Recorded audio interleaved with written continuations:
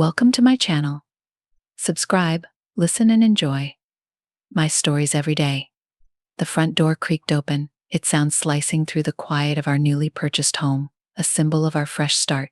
Mealy, 7 months pregnant and glowing, had been my reason for joy since our marriage.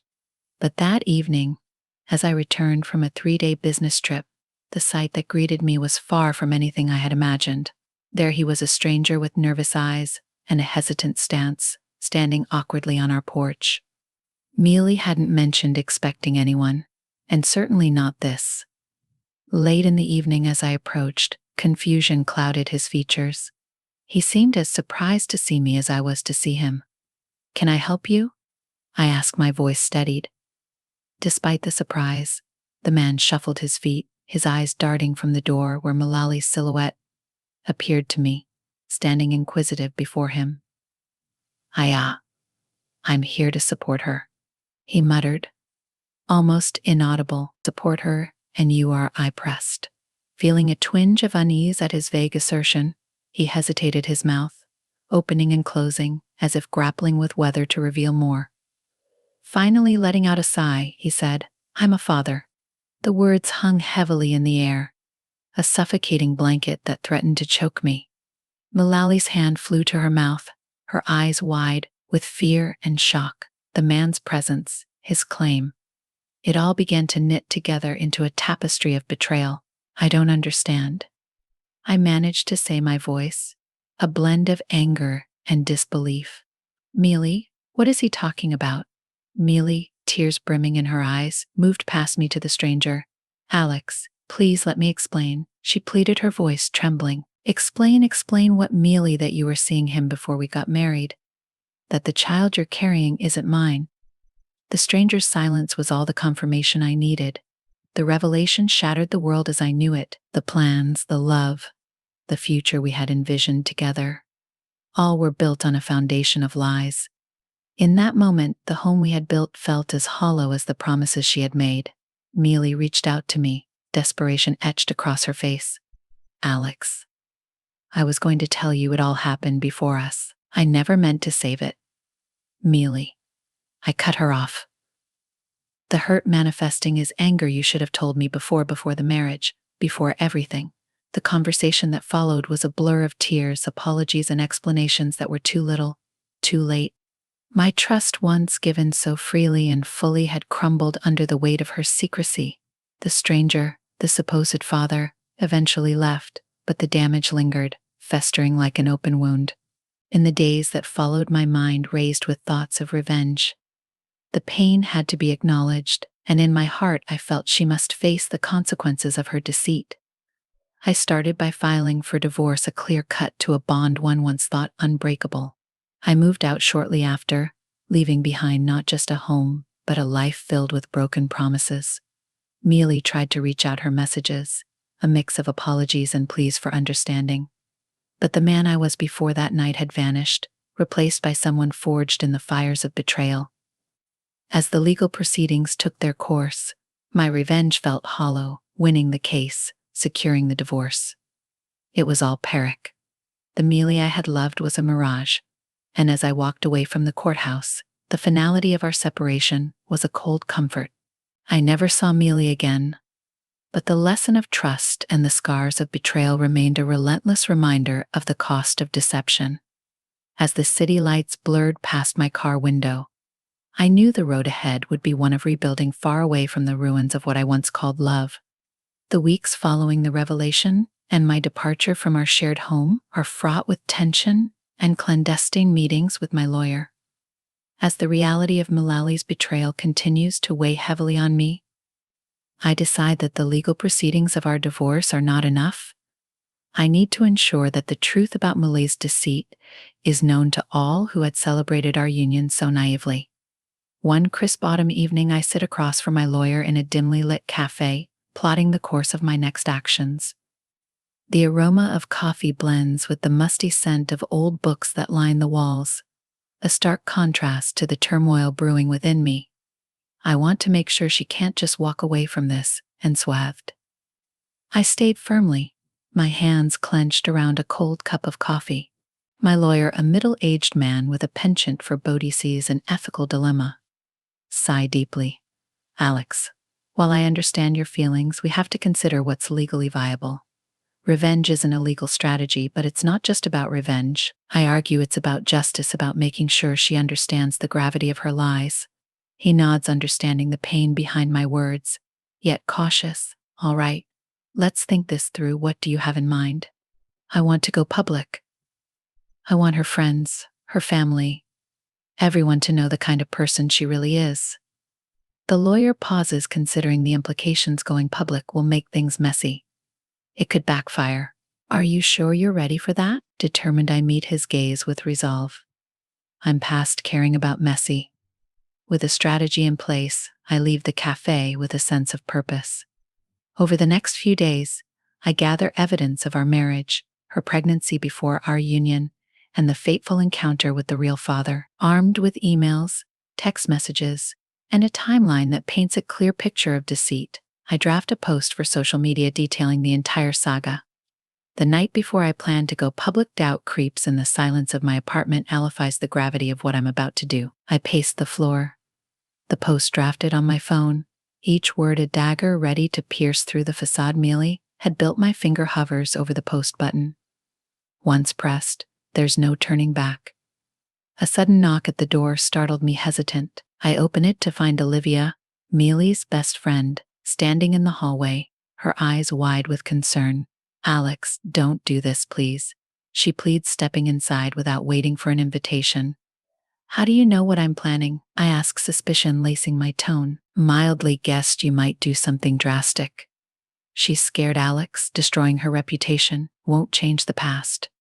I shake my head, frustration mounting. You think I'm doing this out of spite? It's about honesty. Olivia, about integrity. Olivia's eyes soften. I get it, but think about the baby. What will this public scandal do to their future? Her words hit me harder than I expect. The child, innocent in all this, yet bound to bear the brunt of our actions. I find myself at a crossroads, the weight of the decision pressing down on me. The relentless ticking of the clock in my apartment mirrors the racing of my thoughts. Olivia's visit last night left a crack in my resolve, yet the ache of betrayal still demands satisfaction. With the morning sun casting long shadows across the room, I make my decision. The truth, however painful, has a right to be known, not for revenge, but as a testament to the deception that marred what should have been a joyous chapter of my life. Armed with a steely resolve, I pick up my phone. Before I can second-gaze my decision, I press post. The detailed account of Mullally's deceit, accompanied by undeniable proof, begins to make its rounds across social media. The digital world, ever hungry for drama, latches onto the story with voracious interest. Within hours, the post is viral, drawing comments, shares, and a storm of public opinion. As the virtual tempest brews, I prepare for the inevitable confrontation. By afternoon, I'm standing outside the cafe where Meanie and I first met, the irony of the location not lost on me. She arrives looking harried, with dark circles under her eyes that speak to sleepless nights and stress. Alex, why? Mullally's voice breaks as she stops in front of me, the bustling street fading into a silent backdrop for our showdown. You left me no choice. Mealy. Everyone deserved to know the truth, I reply, my voice calm but firm. Tears well up in her eyes. But at what cost? You've turned everyone against me. That was never my intention, I say, though the edge of bitterness in my voice belies my words. But you played a role in this. You chose deceit over honesty from the very beginning. We argue, our voices a stark contrast to the serene setting. Passers-by give us curious glances, but we're too caught up in our own storm to notice as mildly pleads with me to take down the post, to give her a chance to explain herself to the world on her own terms. I realize that this scandal has spiraled far beyond what I had envisioned. I can't undo what's been done. Mealy, maybe you should have thought about the consequences before you lied to me. Her pleas turn to anger, and she accuses me of cruelty and heartlessness. You think this makes us even, that this will make you feel better. It's not about feeling better. It's about not letting you mask the lies as truth. I snap back, the pent-up frustration and hurt pouring out. As our heated exchange reaches its peak, a sudden shout from a nearby table diverts our attention. A man, his face flushed with recognition and anger, stands pointing at us. You're the guy from the internet, the one who exposed his wife. He's loud enough to draw more eyes, and a crowd begins to form their phones out, eager to capture the drama unfolding in real life. Mealy, mortified and sobbing, turns to leave, but not before whispering bitterly, "You've won." "Alex, are you happy now?" As she walks away, the weight of her words and the stares of the gathered crowd sink in. I stand there amidst the murmurs and judgmental stares, realizing the complexity of my choices. The retribution I sought feels hollow, overshadowed by the spectacle it has become. The days following the public fallout are tumultuous. As I sit alone in the darkened corners of my apartment, the echoes of the world's judgment fill the silent spaces. The viral post, meant only to unveil the truth, has morphed into a beast of its own, feeding on the scandal with unrelenting greed. My phone, now a constant source of harassment, lights up again with a number I don't recognize. I answer. "Worry, is this Alex?" The voice is stern, unfamiliar. "Yes, who is this?" I reply, my voice edged with suspicion. "I'm Detective Morris. I'm calling about threats you've been receiving online. We need to discuss your safety." A meeting is set for the next morning at the local station, a formal environment that matches the grim reality of my situation. As I sit across from Detective Morris, the gravity of my actions begins to dawn on me. The revenge I sought, wrapped in the guise of truth, has spiraled dangerously out of control. We've intercepted some serious threats. Alex, while your initial post might not have intended harm, it's provoked a level of backlash that concerns us. Morris explains, laying out printouts of threats from various anonymous sources. The room spins slightly as I realize the extent of the chaos. The detective offers protection, advice on securing my online presence, and a stern warning about further public disclosures. I leave the station with a heavy heart, the weight of the unintended consequences pressing down on me. As the sun sets casting long shadows over the city, a plan begins to form in my mind, a final act that will sever all ties with Mealy and this twisted saga. I call her the first time since our confrontation. "Mealy, we need to meet. I have something to say." I speak into the phone, my voice calm but decisive. She agrees, weariness in her tone, and we decide on a neutral public park away from the prying eyes of the city. The park is quiet. The usual chatter of visitors, dimmed by the approaching dusk, mildly arrives, her posture defensive. We sit on a secluded bench, the air between us thick with unspoken words. "Alex, what is this about? Haven't you done enough?" Her voice is low, tinged with fatigue. "This is the end. Mealy, I've realized the harm my actions have caused not just to you, but to myself as well. I'm leaving the city, starting over, but before I go, I want to clear the air." Mealy looks at me, a flicker of hope in her eyes. Perhaps for reconciliation or an apology. Instead, I hand her an envelope. "What's this?" she asks, puzzled. "Consider it a parting gift or a curse. Inside you'll find every threat, every hateful message directed at you because of my post. I've contacted the police and they'll be watching over you, ensuring your safety." Her hands tremble as she opens the envelope, her eyes widening as she reads through the contents.